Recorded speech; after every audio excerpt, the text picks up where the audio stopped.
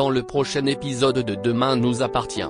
Tandis qu'une prise d'otage survient au Spoon, Morgan est enfin libéré de prison. En parallèle, la virée en mer de Dorian, Manon, Timothée, et Nathan est loin d'être de tout repos. Attention, les paragraphes qui suivent contiennent des spoilers sur l'épisode de Demain nous appartient diffusé demain soir sur TF1. Si vous ne voulez rien savoir, ne lisez pas ce qui suit. Mardi 17 août dans Demain nous appartient. Tristan, Ulysse, et les clients du Spoon sont pris en otage au petit matin. Charlie pénètre sans gêne dans la chambre d'Anthony et regarde le jeune homme dormir dans le plus simple appareil. Sentant une présence, Anthony se réveille en sursaut et demande des explications à Charlie qui assure qu'elle est simplement venue lui apporter un café. Mais Anthony, qui remarque que Charlie porte son t-shirt, n'est pas dupe et se doute que Charlie est en réalité venu vérifier s'il était rentré seul ou accompagné la veille. Excédé, il lui fait comprendre qu'il est libre de faire ce qu'il veut et demande à Charlie de le laisser tranquille. Amanda et Ulysse, de leur côté, ne travaillent pas aujourd'hui et sont heureux de pouvoir passer la journée ensemble. Mais un coup de fil de Tristan vient mettre un terme à leur grasse matinée. Une énorme fuite d'eau s'est déclarée dans la cave du Spoon et Tristan a besoin d'Ulysse pour préparer le service du midi. Ulysse se voit donc dans l'obligation d'annuler sa journée de repos, ce qui ne manque pas d'énerver Amanda. Karim et Sarah, qui sont en planque depuis la veille, finissent enfin par interpeller Arnaud Vincent, un trafiquant d'armes qui sort à peine de prison. Une fois au commissariat, Alex et No, qui regardent Arnaud derrière une vitre sans teint, l'identifient comme étant l'homme qu'ils l'ont vu vendredi remettre une arme à feu à un individu cagoulé sur le port. Karim et Martin mettent alors la pression à Arnaud et le poussent à leur dire ce qu'il sait sur son acheteur. Mais le trafiquant a peu de choses à leur dire. Il a seulement échangé avec l'acheteur, qui recherchait un Beretta 92, via une messagerie sécurisée et la transaction a duré 2 minutes. Durant lesquelles l'individu cagoulé n'a pas dit un mot.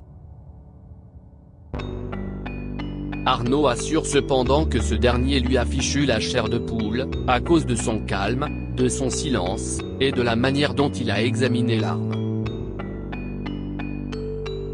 Tout laissait penser qu'il n'était pas là pour rigoler.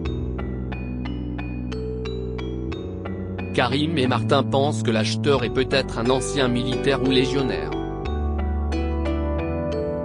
Xavier Meffre leur rappelle que la population est multipliée par 5 l'été à 7 et leur demande de faire de cette affaire une priorité afin de protéger les habitants et les touristes. Au Spoon, Sylvain Moreno et Anthony sont parvenus à réparer la fuite d'eau. Mais Sylvain a remarqué quelque chose d'étrange. Il a l'impression que la canalisation a été coupée volontairement. Anthony, qui s'est introduit dans le Spoon la veille et est certainement responsable de la fuite, prétend qu'il y avait un collier de serrage à un moment donné à cet endroit et que l'usure est responsable de la fuite. Une explication qui semble convaincre Sylvain et Tristan.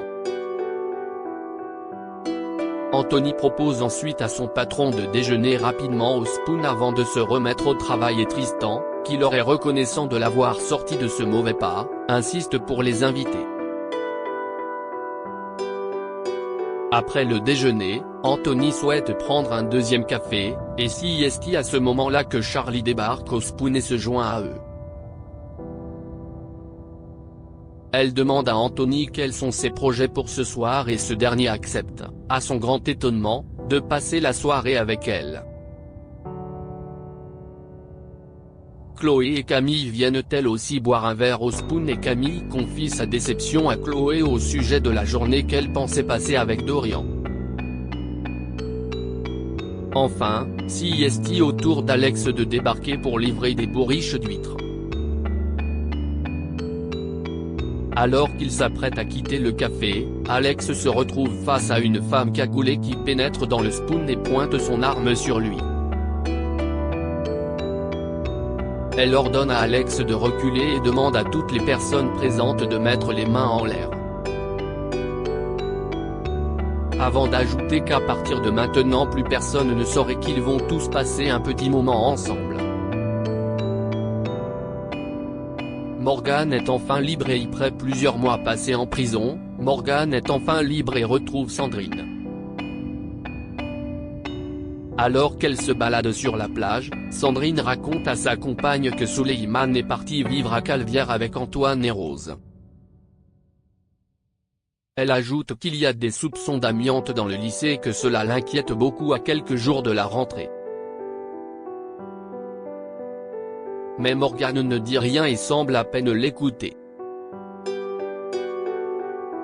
Lorsque Sandrine lui demande ce qui ne va pas, Morgan avoue qu'elle ne se sent pas complètement libre, qu'elle a l'impression que quelqu'un va venir la remettre en prison à tout moment parce qu'elle n'a pas assez payé.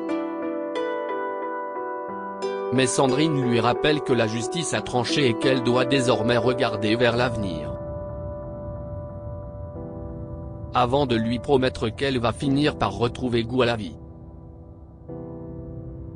Une fois rentrée à la maison, Morgan retrouve avec émotion Gabriel et Arthur. Elle leur pose des questions sur leur avenir après le lycée et Gabriel explique à sa mère qu'il s'est inscrit en fac de droit et qu'il a trouvé un boulot de pion au sein du lycée Agnès Varda. Et alors qu'Arthur lui explique à son tour ses projets post-bac, Morgan semble déconnectée. Elle finit par s'excuser et quitte la pièce. Sandrine met son comportement sur le compte de l'émotion des retrouvailles, mais Gabriel peine à cacher sa tristesse et sa déception.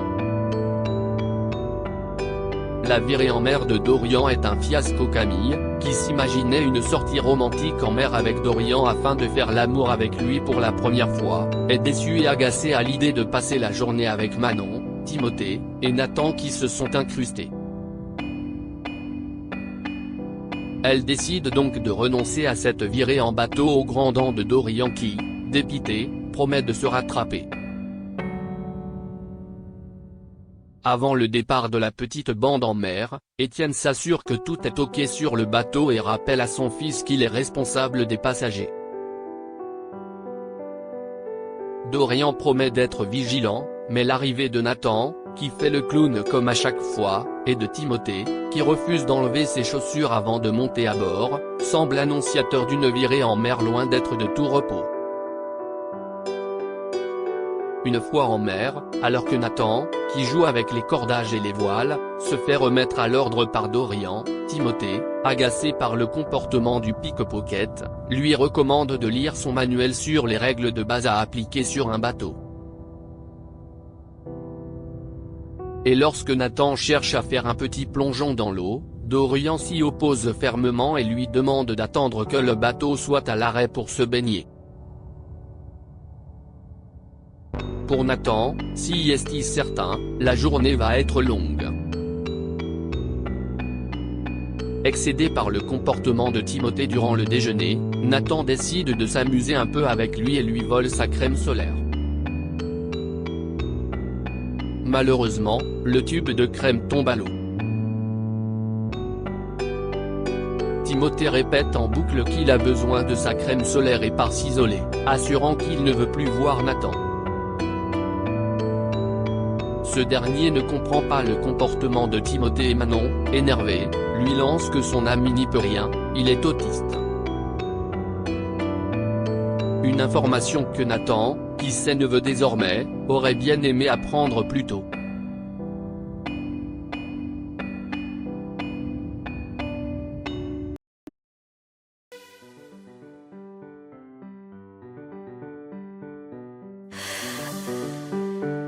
The man I love just had a heart